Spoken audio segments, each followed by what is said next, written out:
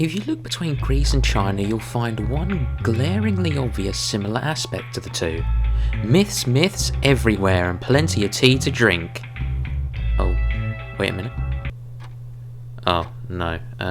Greece prefers ouzo. Well, I balls that up, and I am going to get crucified in the comments. Oh well, for the sake of knowledge, Avanti. It seems to me that around this particular time of year, we're always asking the same question, year after year after year. No, not how much money have I got left over from Christmas, for God's sake, pull your head out the gutter. Jesus Christ, always thinking negatively. Anyway, we're always thinking of the same question. When is Chinese New Year happening this time around? It's always difficult to pin down when it will happen, because Chinese New Year specifically follows a different kind of calendar to ours in the West. We follow around something mainly called the solar calendar, whereas in China, to this day, they still use something called the lunar calendar that I touched on in my video on New Year's. Go ahead and check that out if you need a quick refresh. Anyway, back over to China now. But before we get into the lovely, tender, succulent bits about myths and zodiacs and whatnot, I suppose we should clear up the whole confusion surrounding why Chinese New Year happens on a different day every year. And unlike us, it's not because a bunch of ancient guys in shiny hats told them to.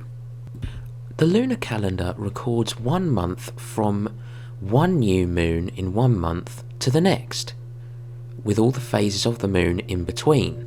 That is how a month is measured in the lunar calendar, whereas with our calendar, we just count 30 days, or 31 in the case of the months that have that number of days, until it adds up until the amount of days in which the Earth takes to orbit the Sun. The beginning of the year in the lunar calendar is usually measured as the second or sometimes third new moon that comes after the winter solstice. So for us, that would be roughly the 21st of December each and every year, the shortest day of our calendar year. This in the lunar calendar is considered to be the beginning of spring. So there you have it. Because each year, the start of the new year by the lunar calendar's terms is defined as the second or third moon after the winter solstice, is why Chinese New Year occurs on a different day each year.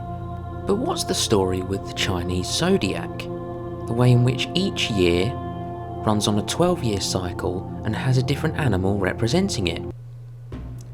Well, there's an interesting mythical story behind that involves the Jade Emperor and the 12 animals who took part in a race across a river. The story goes that on his birthday, the Jade Emperor decided that there would be a new way of measuring time.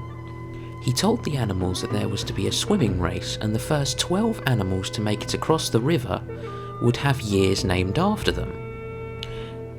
It is said that the rat, who was cunning, convinced the ox to carry he and the cat across the river because they were both poor swimmers.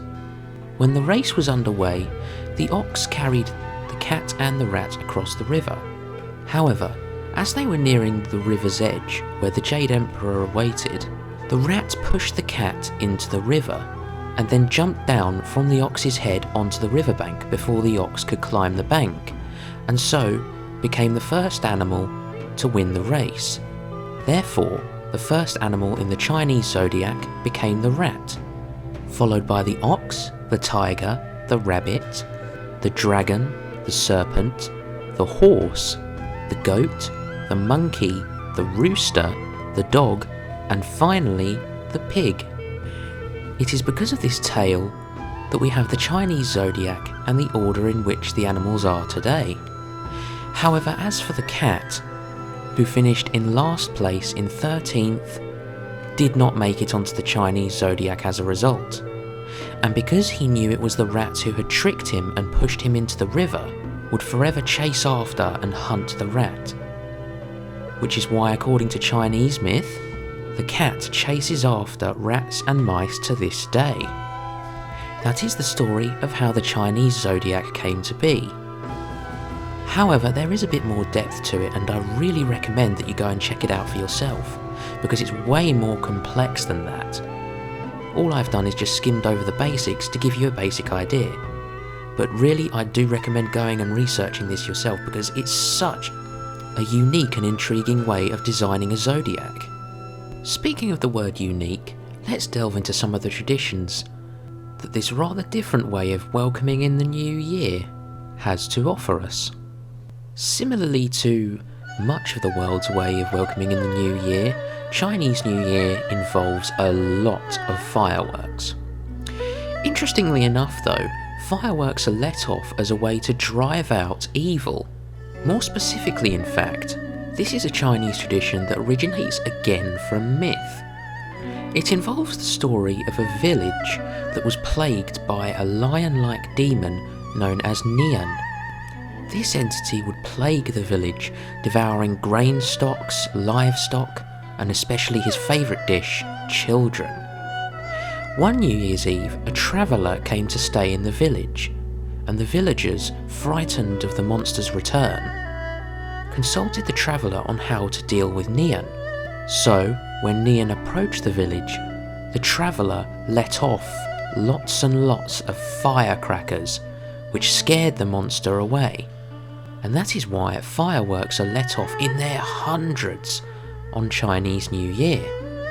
Moreover, red lanterns, and more specifically the colour red, is hung out in decorations adorning most buildings as a way of warding off evil spirits and other monsters. Now, as for the amazing and colourful costume dances we see around this time, this is to do with something known as the lion dance. Now, it's a different concept in Chinese culture, the lion. In fact, there are no lions in China at all. In fact, the lion in the lion dance is derived from Chinese myth once again. It is said to represent power, superiority, and good fortune, and also helps in doing the deed of chasing away and driving off evil spirits and entities to bring even more good luck in the year ahead. All of these are typical traditions which not only occur in China, but in fact are put on every year as far away from China in places such as London and New York. This is due to the fact that the custom of Chinese New Year spread around the world with mass Chinese immigration from China at the end of the 19th century and the beginning of the 20th, with the end of the Qing dynasty. Now, in China itself, traditions will involve family reunions and get-togethers involving a New Year's Eve dinner. At this event, little red envelopes known as red packets containing money are usually given by the adults to the elderly or the young children in their families. Something that around this time of year we in the Western world would struggle with. Cheers Christmas! Still though, that's an already really nice touch to what is already a unique and certainly interesting holiday. But if you're elsewhere in the world, cities all over, such as London, San Francisco and Sydney, all hold Chinese New Year celebrations and festivities. These three cities all claim to have the biggest Chinese New Year celebration outside of Asia. But for me, only China has the real deal. I do hope you've enjoyed this edition of our holidays series. It really was interesting to research all the customs, traditions and the stories behind Chinese New Year. It seems that behind almost every single one of the traditions in Chinese New Year there is a story to it, and I highly recommend going through, researching and reading some of these stories for yourself, that in my opinion should be up there with the tales of Greek myth. But what does Chinese New Year mean to you, and how do you mean to celebrate it? Let me know down in the comments, and maybe let me know what type of holiday I should do a video on next. Don't forget to leave a thumbs up, and maybe consider subscribing if you'd like to see more content like this. For now though, it's time for me to sign off. I'm Lewis of the Grand Portfolio. 新年快乐!